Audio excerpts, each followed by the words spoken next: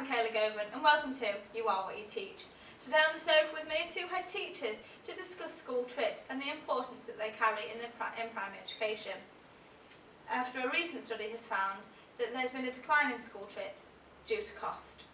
On the sofa we've got Nat Carrick, who feels that trips are overrated and unnecessary in schools. And we've got Anna Vertip, who argues that trips are essential for children's learning. As always, you can get involved in the show at home by voting on our website for who you agree with, and the voting will be shown on our worm.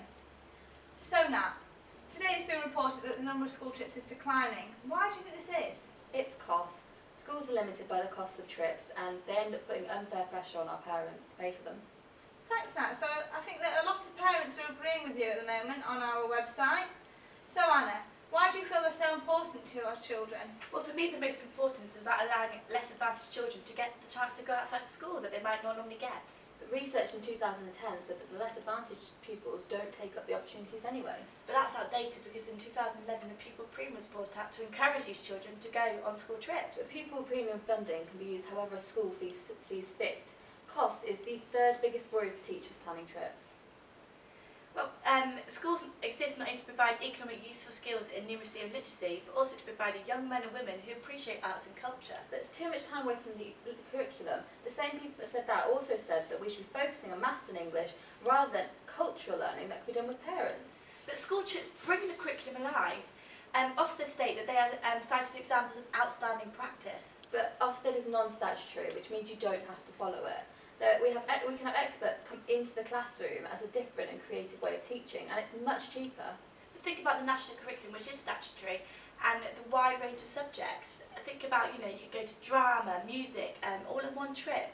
History, geography. But if you do that and have one trip with lots of different information from different disciplines, you can lose the focus of the learning. Could I try to comment from parents and myself really, that children actually really love school trips? Exactly, they provide a break from the everyday classroom. But if children love them, does that mean they learn anything? Research suggests that the extent of the relationship between attitude and learning is moderate correlation at best. And although some of that research may seem dated, they're still cited within academic research today. If I could just refer you to Vygotsky, who said that to move between the zone of proximal development to the zone of actual development, children need to learn from others. To understand the concepts themselves, and Kolb, who highlights the importance of allowing children to experience things by doing and then building on their previous experiences. Absolutely, but you can still do that within a classroom. If you use virtual trips using ICT in the classroom to replicate a trip, it avoids the travelling and you can go to places that you couldn't realistically go to, like rainforests or the Grand Canyon, or places that aren't safe. Yes, but the same people that did that research stated that virtual school experiences, if ill-fitted, can be time-wasting and confuse students. So can actual trips. You go on a trip and the experts don't know the children. Children might not be challenged, or they might not be able to access the learning. But pupils who do not normally shine in class can excel on trips, as it gives them self-confidence, self-esteem, and provides them with resilience. But inclusion is what we're supposed to do as teachers. The teaching standards make that clear. I don't think there's anything teachers can't encourage in a classroom environment using creative and innovative teaching strategies that you can do on a trip. But school trips inspire children. They give them a hook. They're engaging, they're exciting, they're capturing. Thanks, Liz. If I could just stop you there to have a look at the worm. So it seems that 58% of people are agreeing with Anna, thinking that school trips are really important. We've also got a tweet here that I'd like to bring your attention to from Sarah Jones, who says that her worry isn't actually the cost of trips, but it's the health and safety. What do you think to that now? There are major implications for health and safety on trips, and trips really test teachers' relationships, control and organisation. That's why we have risk assessments, to decrease the risk and increase the safe trip. Yeah, but children don't understand risk assessment. But you should encourage children to be part of the risk assessment. Oh, and when do you suggest we find time for that? Planning for a trip is time-consuming, time that teachers don't have. Planning for creativity is much more involved than planning for traditional teaching. And more than that, that's nothing compared to the pressure of actually taking 30 children out into an uncontrollable environment. But think about, being outside the classroom, it can possibly affect the children's behaviour, as it offers a different stimulus to being within the classroom. Think about Standard 8 and our responsibility to provide children with wider professional responsibilities. Think about going out of school, but there are 7 other standards we need to think about. I want my teachers to also be thinking about assessment. They should be working out where the children are, where they need to be and how to get there. And rather than including children in the ridiculous process of risk assessment, they should be including children in that process. We can extend and engage learners in creative and innovative ways within the classroom. I'm not neglecting the other standards, however we're talking about school trips here. Of course assessment is important, but however that can also be done on school trips. It's so important to allow pupils the chance to go on visits outside of school to encourage them to build new experiences for themselves. Thank you for that, ladies. If we just have a look at our final worm, it seems that our audience is definitely with Anna, thinking that we need school trips. And I'd just like to add that in 2010, Mick Brooks said the benefits of school trips do outweigh the health and safety risks and fears that teachers might have, and this has since been supported by Hudson earlier this year. Harlan and Qualter have also said that although virtual learning experiences, like you said, shouldn't be overlooked, they also should be used in collaboration with other learning experiences such as school trips. Thank you to both of our guests for taking the time out of school and to everyone for getting involved in the show. After this short break, join us for the news with Penny. Planning a school trip or topic? BMAG is here to help. We offer resources and workshops across the family curriculum to creatively capture your children's interests. Our experts have a wealth of subject knowledge and can offer your teachers the opportunity to learn new teaching strategies.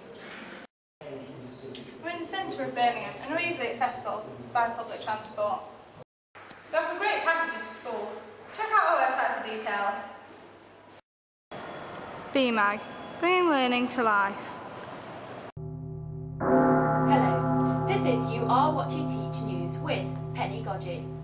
In today's news, 1 in 5 families have been asked to pay for school trips abroad. Ratio laws. Do schools need them?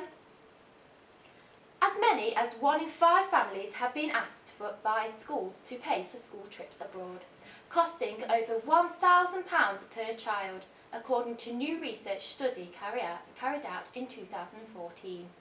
7 in 10 families said that they thought it was unacceptable for schools to ask for such vast amounts of money.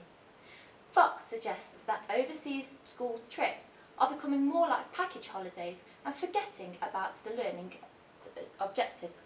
But 47% of the families said that they would pay for their children to attend the trips abroad due to feeling guilty or feeling pressured into paying. However, Michael Gove is in favour of taking children abroad on school trips. There are new trips abroad which are partly government funded. The trips takes thousands of secondary school children to partake in battlefield tours of the Western Front, commemorating the 100th anniversary of the First World War. Maynard and Hotler also agree with taking children abroad for school trips and suggest that trips abroad can open a whole new dimension for children and to provide opportunities to apply their learning across the curriculum. These include the subject areas such as religious education, history, geography, music, art and modern foreign languages. Further to this, the Business Magazine for Education states that being able to actually visit places in other countries that speak the languages is the best way to teach the children the language itself. And next, ratio laws. Do schools need them? One viewer has tweeted that they are worried about the safety of their children on school trips in light of recent news in South Korea. There is no law regarding the pupil-to-staff ratio when taking children on school trips. The Health and Safety Executive states that teachers who are planning trips should decide the ratios based on the risk assessments. However, the Department for Education have given suggested guidelines for pupil-teacher ratios.